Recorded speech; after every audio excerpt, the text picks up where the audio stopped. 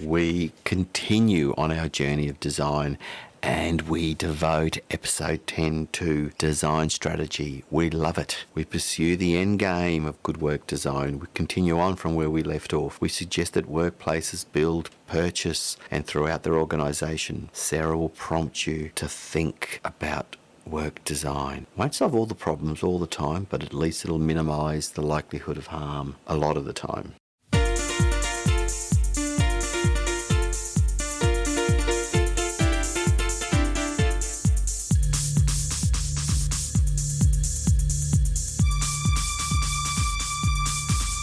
Hello and welcome to the Why Work podcast series. You are listening to Trace Vitkovsky, Sarah Bazell and Alan Girl.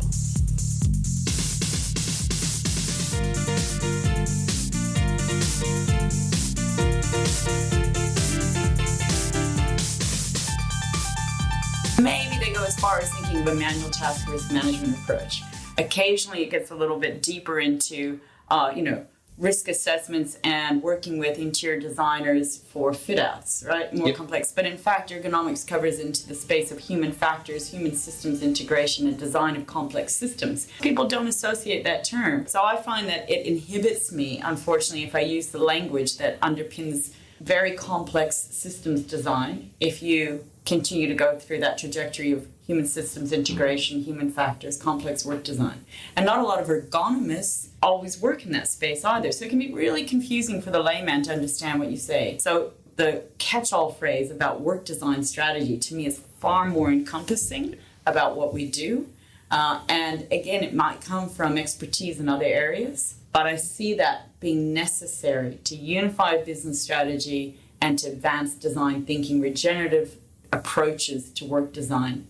I see it, work design, as being an anticipatory, so you're anticipating rather than reacting. So I do like the idea of the design is to anticipate A, B, C, D all the way through. Whereas, have you got your audit checklist? Have you got your risk assessment? Oops, there's a hazard. Yeah. This is that reactive. And that's necessary, but it's happening more in the moment as opposed to looking at a system that's resilient and helping to train other people throughout the business so there's shared knowledge about design strategy. So you can't be done by one person. I know you spoke about that.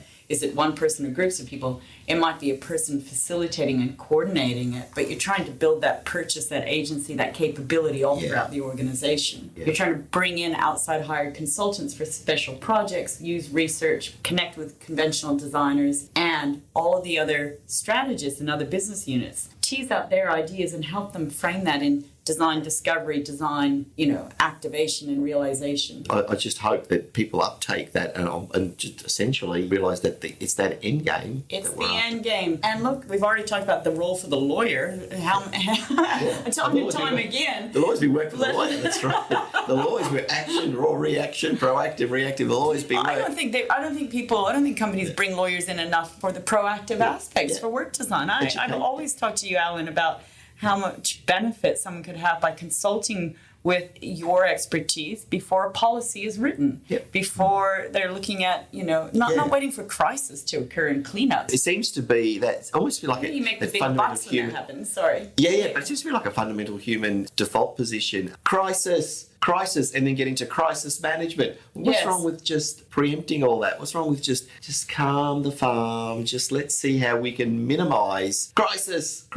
Not just prevention, to me, it's about innovation. Do you think if you had have pitched better, for example, Christmas party design for our bubbles of trouble, do you think it could have been different? Well, yes, Alan gave us some really practical examples that would help fit that legal bill, if you will. Yeah. Really, really practical examples. And that's where that consultation early would have been better than trying to mop up the mess done afterwards. Yeah, but no, my point is this, knowing how much fun. She could have thrown a towel on so that when she was climbing out of the spa. See, that's constructive thought. But here's my point. They've done these parties in the past. Now, this is what I'm getting to now. They've done the parties in the past. They've been a hoot. Now, you come in and you say, look, I can tell you now, it's just a question of time when someone's going to slip on the soapy stuff and they're going to do themselves a mischief and you're all going to be in a world of hurt. Do you think they buy into that, knowing just how much fun last year's party was? I go back to that statement about designing for what you want versus just what you don't want. It's a little exhausting and boring just to think about all the problems that can arise, right? And it's deflating. people to be thinking like that. So you want to be designing for what you want. And then you certainly have to understand safety critical events that can arise. That's absolutely a part of it. And link that through that whole continuum. What are the safety critical events? How are we going to design for that? But how are we going to design a system that detects when things are not quite going as you expect? So what do you expect? I really want to have fun. And I really want people to enjoy themselves. I want them to socially connect. All right, put those aspirations out first. Okay. That's what we want to achieve. Well, okay, can we do this? The Christmas party. You've come in. Okay. Consult, and you know that we have crazy wild parties because Alan's always there, and he ensures a crazy wild time. You know, so how can you get that aspiration right for me? And I've told you exactly this is what we're going to do. Lots of alcohol. Everyone's going to let their hair down. They work hard, and I want them all to connect. I'm going to check in with your workers to make sure that that's what they want too. So there's got to be some worker consultation. Are they feeling pressured to attend? Right? What's underpinning this? Are they actually thinking that, awesome, I can't wait to get involved, and I love that my employer is funding this. All right, so there's got to be a little bit of consultation here. How do people really feel about this?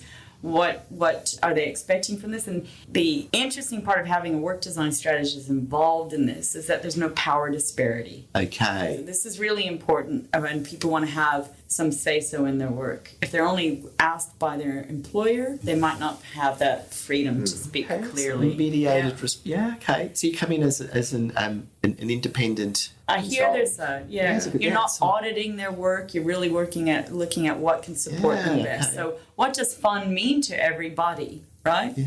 And maybe it may end up in this type of party, or it might have completely redesigned what you did. So first of all, is that party the right milieu? Don't know yet. So that's the discovery piece. Do a little bit of discovery. 2 people said they loved it last year. One person said, I was really struggling. I had to pay for babysitting. I had to, I was exhausted. I don't like drinking. I actually felt sick. What actually is underneath that? So first of all, let's find out if that was the right strategy in the first place. Yeah.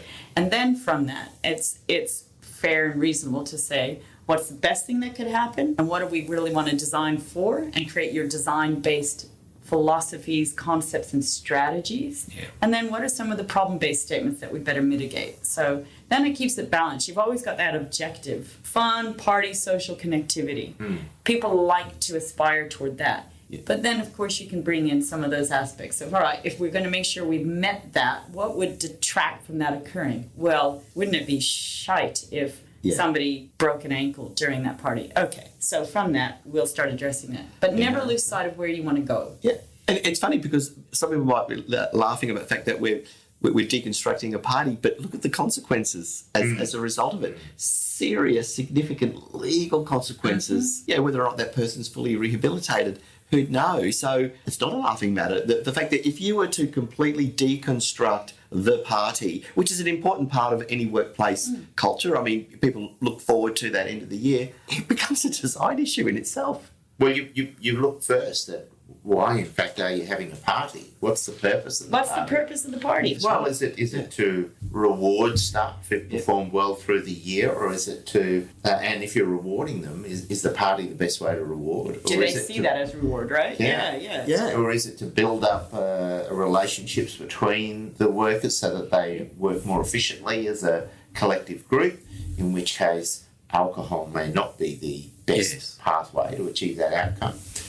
Could be lots of different things. And that system resilience is what props the performance, what erodes that performance, what are the signs and signals that erosion is occurring, right? Yeah. If it's to recuperate from the year, it might be that a retreat is better than the yoga retreat with good nutrition. Right, there you go. I was thinking of retreat just now. You could walk outside and still get stung by a bee. Yes. And have an anaphylactic response, right? So which happens, I can just say, listen, I'm happy with the retreat, except what's if I get stung by a bee? But the fact that the worker is heard as well. What about this, though? What about the workers who would not want to go to a retreat? Do you think there's a risk that perhaps they may be ostracised or deemed to be non-team players, or... I guess those same issues arise, and then you have to be able to address it. And maybe is there a way to celebrate that's going to meet everybody's needs? Maybe it doesn't occur all at once. Maybe there's different ways to do this.